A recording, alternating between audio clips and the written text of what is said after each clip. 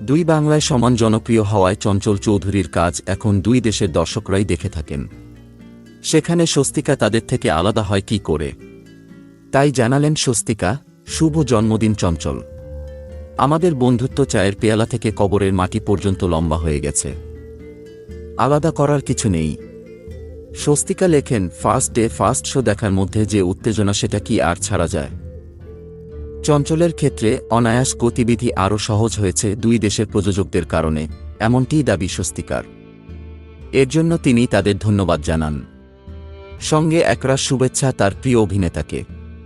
চঞ্চলের প্রত্যেকটা দিন শুভ হোক, সাফল্যের ছটায় উজ্জ্বল হয়ে উঠুক, প্রার্থনা তার। অভিনেতা প্রত্যেক চরিত্রে নিখুঁতভাবে জীবন্ত হয়ে ওঠেন।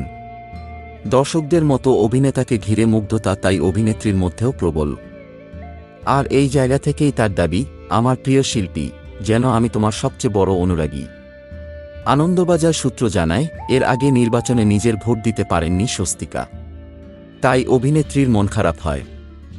সকালে উৎসাহী হয়ে পোস্ট দিয়ে সবাইকে সকাল সকাল ভোট দিতে যাওয়ার অনুরোধ জানান তিনি। দুপুরে বোন অজপা মুখোপাধ্যায়কে নিয়ে ভোট দিতে যান স্বস্তিকা। তার এবং তার বোনের নাম ভোটার তালিকাতেই নেই। বুথ থেকে ফেরত চলে আসতে হয় তাদের। ভীষণ মন খারাপ হয় তার। তা নেটিজেনদের মাঝে ভাইরাল হয়। আক্কেল গুরুম স্বস্তিকার বিকালেই অন্যরকম মেজাজ। আবারও একটি পোস্টে জানান তার মন ভালো হয়ে গেছে।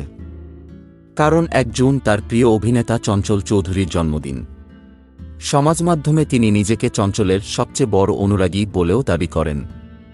স্বস্তিকা এদিন বাংলাদেশের ওয়েব প্ল্যাটফর্মের নতুন সিরিজ কালপুরুষের একটি ছবি ভাগ করে নেন। এই সিরিজে চঞ্চল চৌধুরী মুখ্য ভূমিকায়। বিবরণীতে লেখেন, এই দিন তার কাছে বিশেষ দিন। না কলকাতায় যে 7ম দফার ভোট তার জন্য নয়, বা তার নাম ভোটার তালিকা থেকে বাদ পড়েছে বলে তাও নয়। স্বস্তিকার লেখেন, আমরা আজকাল বলি কন্টেন্ট ইজ কিং। ঠিক, কিন্তু সেই রাজার ওপর তো মহারাজ আছেন, রাজাধিরাজ আছেন। সেই মহারাজের আজ জন্মদিন, অর্থাৎ দুই বাংলার জনপ্রিয় অভিনেতা নিজের প্রতিভায় স্বস্তিকার হৃদয় সবার উপরে। সে কারণে নিজের কাজ নিয়ে যতই ব্যস্ত থাকুন, কখনো চঞ্চলের একটি কাজও মিস করেন না।